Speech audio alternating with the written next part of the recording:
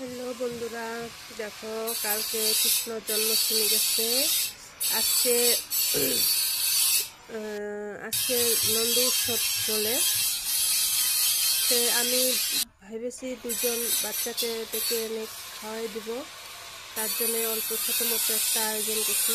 বেশি কিছু রাঁধবো না, মুগ ডাল বানাবো, তারপরে পাঁচফোড়ন ভাজা করব, কচু ভাজি,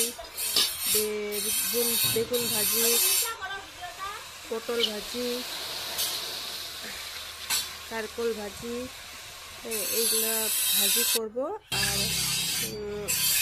একটু সবজি দিয়া একটা নিরামিষ সবজি বানাবো।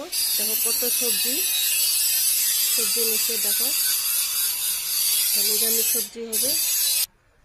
আজকে এই দুই একজন মানুষকে ডেকে এনে খাওয়াবো।